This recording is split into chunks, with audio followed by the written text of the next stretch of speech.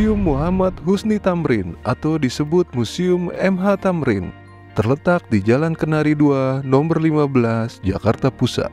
Museum MH Tamrin adalah museum sejarah perjuangan kemerdekaan Republik Indonesia. Pada masa kebangkitan nasional, Muhammad Husni Tamrin menggunakan gedung ini sebagai tempat permufakatan. Beliau membentuk Permufakatan Perhimpunan Politik Kebangsaan Indonesia atau PPPKI pada tahun 1928. Selain sebagai tempat untuk rapat menuju kemerdekaan, gedung ini menjadi saksi lahirnya lagu kebangsaan Indonesia. W.R. Supratman membuat konsep lagu Indonesia Raya di gedung ini.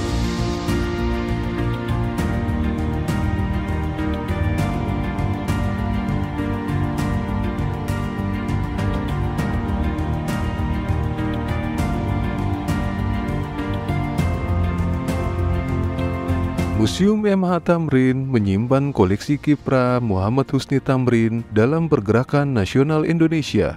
Beberapa koleksi yang terdapat di museum ini diantaranya radio.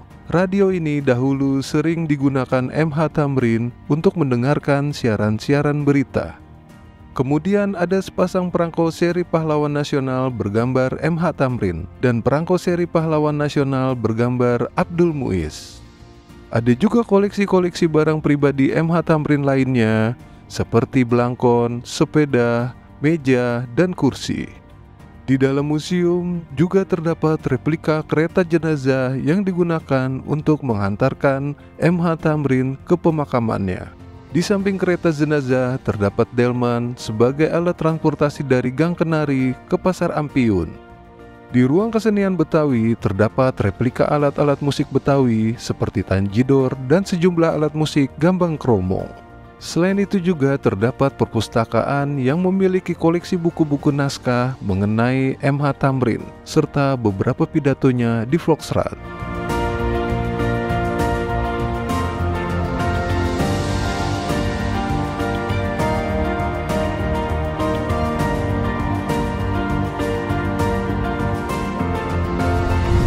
Museum MH Tamrin tutup setiap hari Senin dan buka mulai hari Selasa sampai Minggu pukul 9 hingga 16 waktu Indonesia Barat. Museum MH Tamrin dikelola Unit Pengelola Museum Kesejarahan Jakarta, Dinas Kebudayaan Provinsi DKI Jakarta.